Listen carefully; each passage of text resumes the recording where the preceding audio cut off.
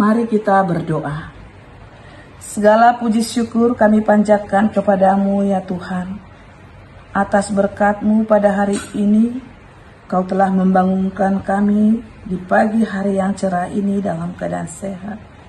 Sebelum kami melakukan aktivitas kami pada hari ini, kami mau sejenak mendengarkan firman-Mu. Buka hati dan pikiran kami, supaya kami bisa melakukan dalam kehidupan kami masing-masing. Dalam Kristus kami berdoa dan mengucap syukur. Amin. Bapak, Ibu, saudara-saudari yang dikasihi oleh Yesus Kristus, renungan kita pada hari ini, Sabtu 20 Juni 2026, tertulis dari buku Zona pasal 2 ayat 3. Jala di dogma, jauh-jauh doa usian hagogotaki tu Jehovah, gabe di alusi ibana au, sian butuhani perbiguan au mangangguhi, ditangihon hodo suaraki. Bahasa Indonesia, Yunus pasal 2 ayat 2. Katanya, dalam kesusahanku aku berseru kepada Tuhan, dan Ia menjawab aku dari tengah-tengah dunia orang mati. Aku berteriak dan Kau dengarkan suaraku. Demikianlah firman Tuhan.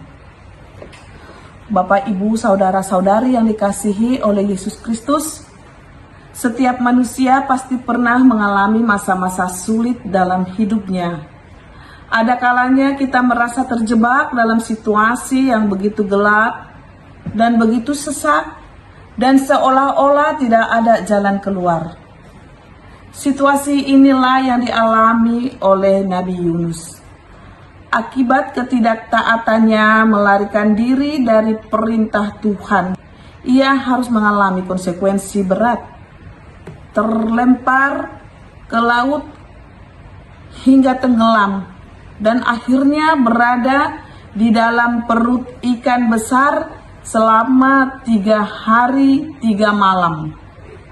Di dalam ruangan yang gelap, pengap, dan penuh keputusasaan. Itulah Yunus. Dan dari situ,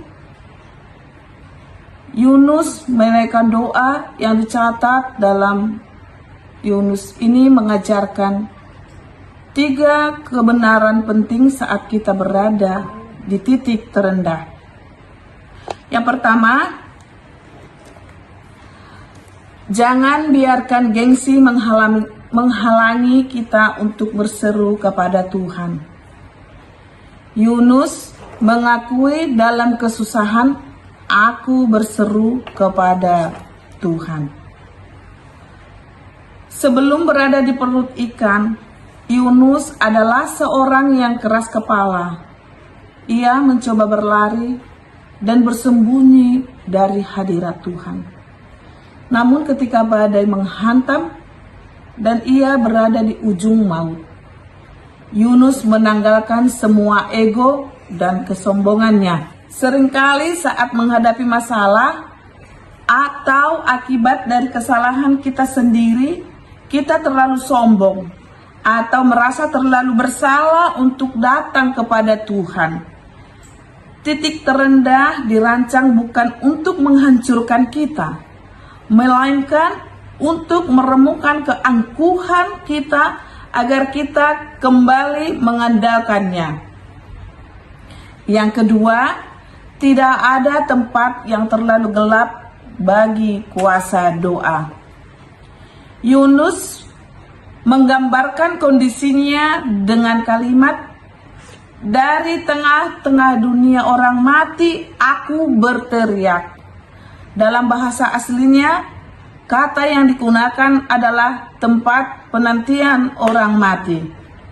Ini menggambarkan keputusasaan total dan kondisi rohani yang sangat jauh dari bait Allah. Secara logika, tidak ada harapan bagi Yunus untuk selamat. Namun di dalam kegelapan,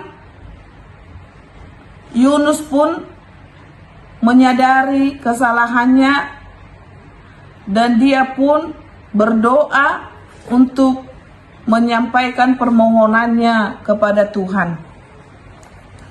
Dimanapun kita berada, saat di tengah-tengah keterpurukan sekalipun, terkadang di tengah-tengah keterpurukan ekonomi, terkadang juga kehancuran rumah tangga dan gagal masa depan, ketahuilah bahwa tidak ada tempat yang terlalu dalam bagi Tuhan untuk menjangkau. Batas kemampuan manusia adalah awal dari ruang mujizat. Yang ketiga, Tuhan selalu mendengar dan menjawab hati yang bertobat.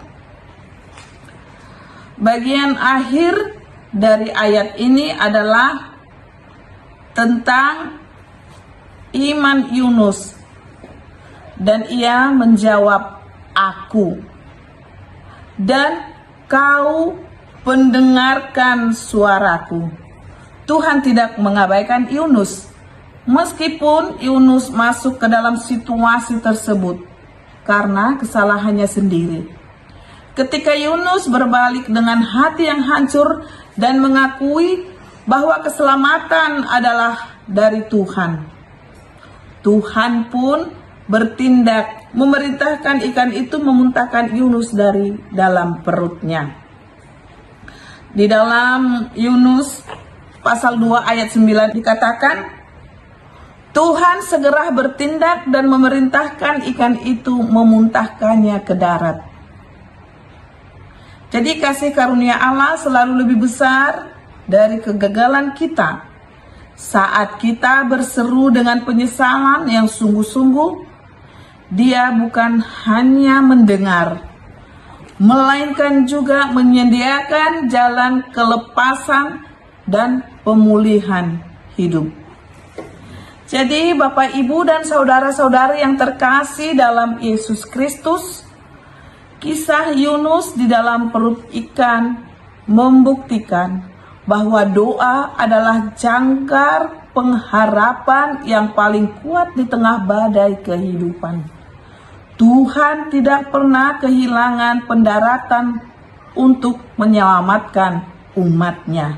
Janganlah kita berlari dari situasi tersebut.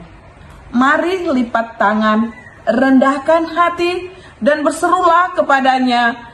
Dia adalah Allah yang mendengar, menjawab, dan memberkati setiap kehidupan kita.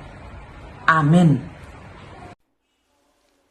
Kasih karunia Tuhan kita Yesus Kristus, kasih Allah Bapa, dan persekutuan Roh Kudus kiranya memberkati kamu sekalian hari ini, besok, lusa, sampai selama-lamanya. Amin.